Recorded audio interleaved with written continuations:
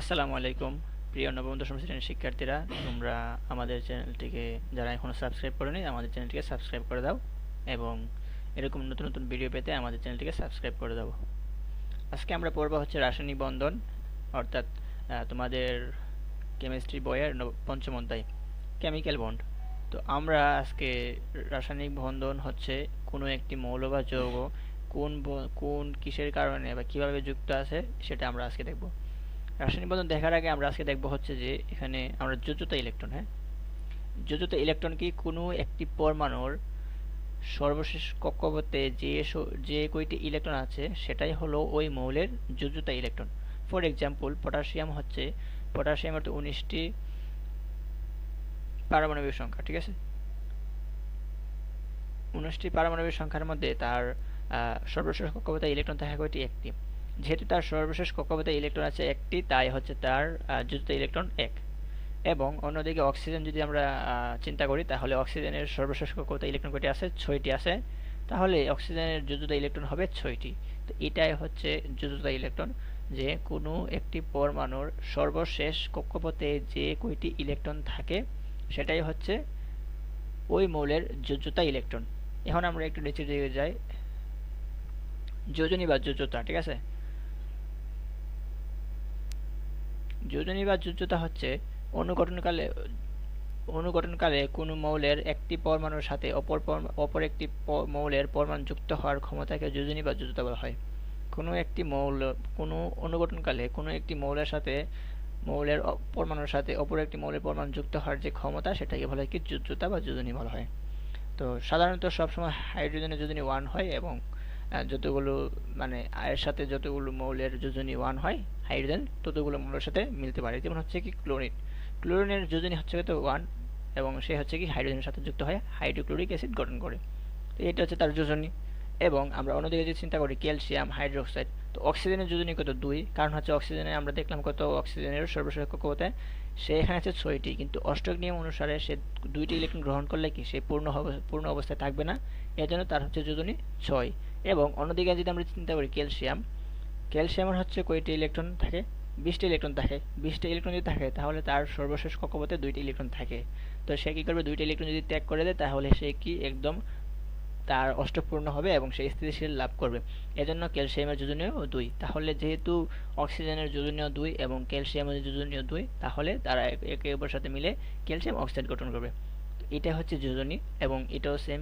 Iron ক্লোরাইডের ক্ষেত্রে same.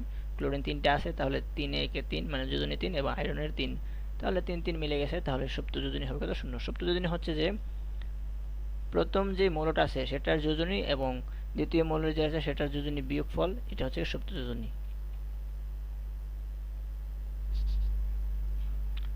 বিভিন্ন মৌলের যোজনী এখানে দেওয়া আছে, তোমরা সাধারণত কি করবা, তোমরা নিজের ইচ্ছায় শিখে নিবা।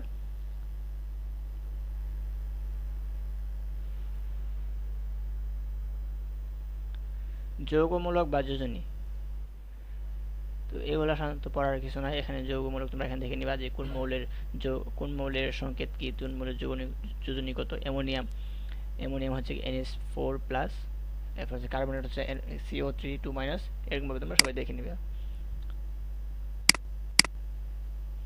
যৌগের রাসায়নিক সংকেত লেখার নিয়ম তোমরা এখানে নিজ ইচ্ছা দেখে নিবা যে কিভাবে লিখতে হয়। এখানে কখনো কখনো যৌগের ফসফেট এগুলা তোমরা দেখে নিবা, যে একটু পড়ে নিবা। আণবিক সংকেত ও গাঠন, আণবিক সংকেত ও গাঠনিক সংকেত। আণবিক সংকেত এবং গাঠনিক সংকেতের মধ্যে অনেকগুলো ডিফারেন্ট থাকে। এখানে একটি মৌল আণবিক সংকেত কি সেটা আমরা একটু পড়তেছি। একটি মৌল বা যৌগের অণুতে যে যে ধরনের মৌলের পরমাণু থাকে তাদের প্রতীক এবং যে মৌলের পরমাণু যতটি থাকে সেই সকল সংখ্যা দিয়ে প্রকাশিত সংকেতকে আণবিক সংকেত বা রাসায়নিক সংকেত বলা হয়। তো এটা হচ্ছে এই যে যৌগের কতটি মৌল থাকবে, মানে হচ্ছে ধরো এই যৌগে হচ্ছে কি কয়টি কার্বন আছে? 3টি কার্বন আছে, ঠিক আছে। এবং এই যৌগে 8টি হাইড্রোজেন আছে। তো এই যে আমরা দেখতেছি এই যে সংকেত, সেটা হচ্ছে কি আমাদের আণবিক সংকেত, ঠিক আছে। এটা আমাদের আণবিক সংকেত। তো এই যে সংকেত, এটাকে হচ্ছে আণবিক সংকেত বলা হয়। CH3H8, এই সংকেতটি আণবিক সংকেত। আবার উক্ত যৌগের কার্বন পরমাণু 3টি একে অপরের সাথে সেই কলা আকারে যুক্ত হয়ে অবশিষ্ট যোজনীগুলো হাইড্রোজেন দ্বারা পূর্ণ হয়ে থাকে এবং যোজনী হয় 4, কার্বনের যোজনী হয় কত 4। কারণ কি, একটি কার্বনের সর্বশেষ কক্ষপথে 4টি ইলেকট্রন যদি সে ত্যাগ করে দেয় তাহলে সে কি করে, স্থিতিশীলতা আসলে ত্যাগ করে না, সে হচ্ছে কি হাইড্রোজেনের সাথে শেয়ারে আবদ্ধ হয়ে সে কি করে একটা সমযোজী যৌগ গঠন করে। তো যেহেতু 4টি ইলেকট্রন সে শেয়ার করে যৌগ গঠন করতেছে, সেহেতু তার যোজনী হচ্ছে কত 4। তো এখানে এটা হচ্ছে আমাদের এখানে হচ্ছে কি যে প্রোপেন, এই প্রোপেন যৌগ হচ্ছে সাধারণত এখানে এটা গঠন করছে আর কি কার্বনের সাথে। তো কার্বনের যোজনী হচ্ছে 4।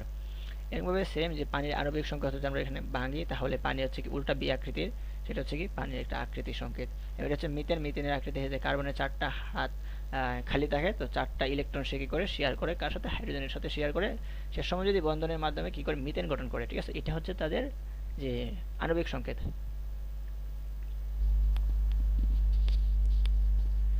এখন হচ্ছে অষ্টক এবং 2 এর নিয়ম। ঠিক আছে, অষ্টক এবং 2 এর নিয়ম হচ্ছে যে এইটা প্রতিটি মৌলেরই তাদের সর্বশেষ কক্ষপথে ইলেকট্রনের ঘাটতি থাকে বা ইলেকট্রনের আধিক্যতা থাকে। তো প্রত্যেকটি নিষ্ক্রিয় মৌলই সাধারণত কি চাই, সক্রিয় হতে চায়, কিন্তু তাদেরকে সক্রিয় হওয়ার জন্য ইলেকট্রন ত্যাগ বা গ্রহণ করতে হয়। তো হিলিয়াম ছাড়া সকল নিষ্ক্রিয় গ্যাসের ইলেকট্রন বিন্যাসের সর্বশেষ শক্তি স্তরে 4টি করে ইলেকট্রন বিদ্যমান থাকে, আর বাকি থাকে না।